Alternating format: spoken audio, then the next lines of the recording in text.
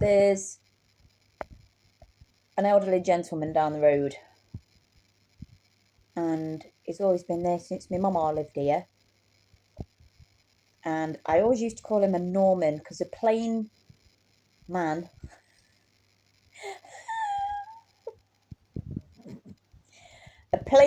to me always seems to come across as a Norman. He's not. He's a Graham. He's got a bit of flavour. More flavour than a Norman. But I always used to call him a Norman. And he's a very quiet man. And Norman.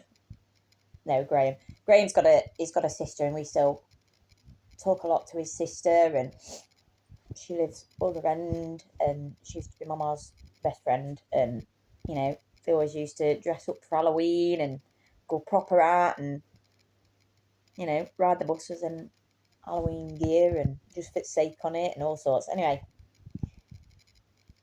I still want to call him Norman. He's been 35 years. Well, it's been longer than that. He's been a Graham since he was born, and I'm still calling him Norman.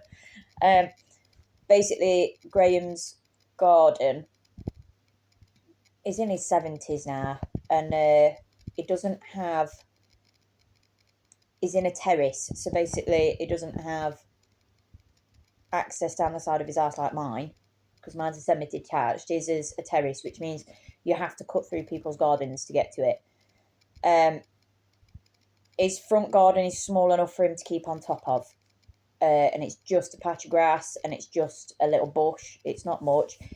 Fence is breaking down. His little 3-foot fence on the front is just broke, and the council don't like to help nobody nowadays, which is really depressing. But he's got this terrace house, and it's a 3-bedroom, and he's desperate to move out of there because it's too much for him. He doesn't need it all. Now that he's getting older, he just wants a smaller spot, less bedrooms, give it up for a family that needs it, so people with kids and what have you. The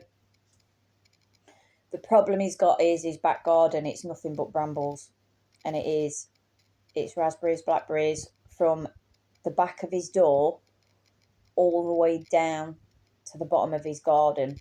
And his back garden isn't like mine, because I'm on the corner, so I've only got a tiny little bit of garden at the back. But if you look beyond mine, their gardens extend a bit further. He's in his 70s. He's getting older. He does not have the facilities to deal with that on his own. It's about 8 foot high from his back door all the way down to the bottom. There is a small path that is cut out with some hand... They're called nippers. What they're called? Scissors. Giant scissors. What they're called? You don't know. You can't tell me, can you? This is pre-recorded. Anyway, big giant scissors for cutting stuff. Manual ones. Like that, right? Whatever they are, because I can't think of the name again. Maybe I'll call them a Norman and all, because I don't know name for shit. Anyway, he's made a little path from his back door, and through... He's done like a cut through to the little side gates, because they're a terrace, they have side gates that go through each other's gardens, so that they've got a route to get out at the very end terrace house. That's how a terrace house works. So their exit, they can cut through people's gardens, through little gates, and come out at the end terrace. Now, he does his very best every year just to maintain that the little path that he's got. And he's asked the council to get rid of these here brambles. And they've turned around and they said they're not helping him. And I'm fuming about that. And they won't replace his fence. And I'm fuming about that.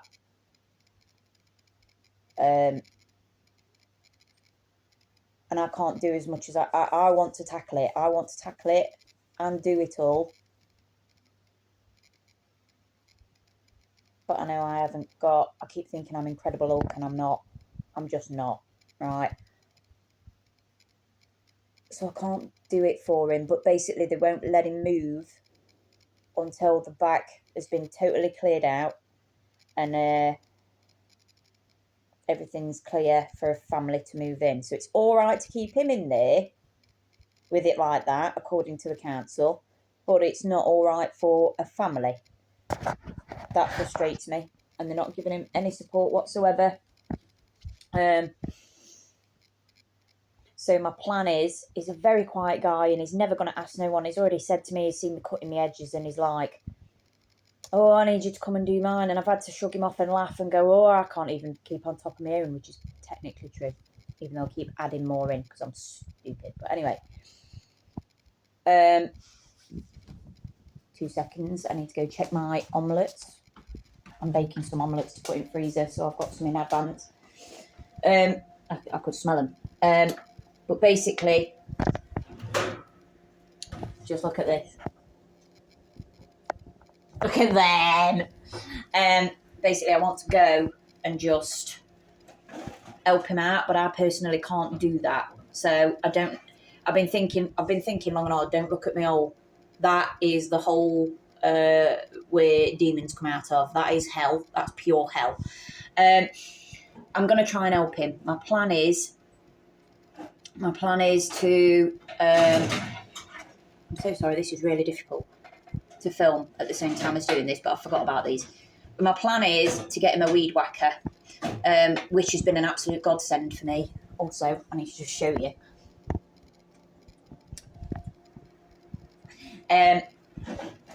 Some muffin omelettes, mate. Yeah, my plan is to get him a weed whacker, and they're dirt cheap. They're like 15 quid. 15 quid, just for a cheap one. So that he can actually cut it all down pretty easy. The problem with weed whackers is they are brutal, like brutal. They've got metal blades, rotary blades that go very fucking fast, and it's quiet, which means it's very, it puts you at a false sense of security when you're using it, and when you take your finger off the trigger, it doesn't stop straight away. It takes a while for the blades to calm down. It's you've got to be really careful with it, basically. It is not something for kids or novices or anything like that. And I'm worried about him using it for obvious reason. That's the only thing that's going to help him get this down and shred it all. That is the only thing that's going to help him in his circumstance, where he can do it quick and it's something light for him to hold. It's not a heavy tool, and he can do it in bits and blitz it. Do you know what I mean? He can absolutely shred the crap out of it. Pretty easy and pretty fast, and he can do it in little bits. My plan is, hopefully, I wanted to do it for Christmas, but I just can't. There's too much going out for Christmas. So my plan is get him a weed whacker, and then I need to get him the safety stuff. I want to make sure he's safe. So I'm going to get him one of those helmets that's got the full face visor thing. I don't know what they're called. I know what they are and what to look for, but I don't know what they're called. You know, so if there's anything that comes flying at him, it don't hit his face. I'm going to get him some Kevlar sleeves and some hide gloves that are that cover his forearm. So my plan is just to try and arm him as much as I can to make sure he doesn't get hurt. He will know to put layers on his torso. And he always wears jeans, so I know he's not going to have a problem there. But also his toes. I know he wears boots, but I don't know if he's got steel cap booties.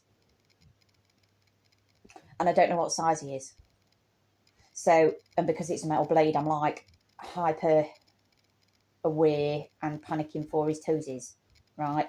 So the plan is, get him a facing, get him Kevlar sleeves, get him hide gloves that go up his forearms, and give him, you can get steel cap booties pretty cheap nowadays. Mine are usually 30 quid and they slip-ons.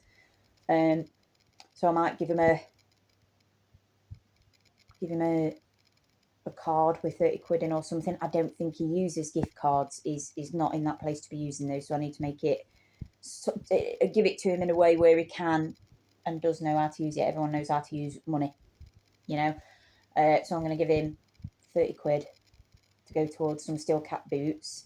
And he's going to be left with all the waste. And brambles have a tendency to set themselves, regardless of whether they've been chopped the fuck up. So my plan is, he's got a really big garden. There is no trees overhead. There's no telegraph lines. There's no nothing like that. Once he gets about halfway down and he's cut it, I think he needs some burning bins. So he can, once it's dried out a bit, obviously he's not going to be doing none of this till summer, but if I can get all this stuff sorted just after winter and give it to him as a late present, and I'm not going to tell him it's from me, because he won't take it. He won't take it otherwise. I'm just going to say from a neighbour. He won't take it otherwise, because people are proud. You know, people are proud, and he won't want me spending money. But he needs help, and so this is the only thing I can come up with. I will get him a burning bin or two as well, just so he can burn it all, because I don't think he has the money for a garden bin waste collection. They're only something like 35, 38 quid for a year, but money is short nowadays, and I don't expect him to have to fork out for that. I don't want him to be doing that, you know. So I'm going to get him a burning bin, yeah, or get two. I will get two, so he can do, and then he can have them on down further down his garden, away from arses, and you know, get it all burnt. Do you know what I mean? Now, once he's got it all down and I've prepped him with everything and I've given it will be down. The problem then is he's got roots. There will be roots. There will be a huge root network. And it's going to either take a rotavator or manual digging. And I'm writing both of those off straight away. A rotavator is heavy and costs a lot. Manual digging, he's old. He doesn't need to be manually digging roots out the ground. There will be loads. There will be far too many for him to do.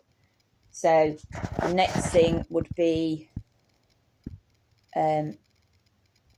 some sort of treatment that will kill the plants that's not toxic to the wildlife, because we've got a lot of wildlife here, courtesy of me. But we need to find a way. So I'm going to research that. I've got time to do that anyway. So long as he's got something to keep it down, that's a start. Do you know what I mean? So long as he's got a way to look after himself, keep it down and get rid of it when it grows, then that's fine. And he can get his life back. And then I can work on making it permanently gone. My plan is to also get him the replacement fencing that he needs on the front that the council won't sort, because he needs it sorting. And again, I will just say from a neighbour. I'm not going to tell him it's from me.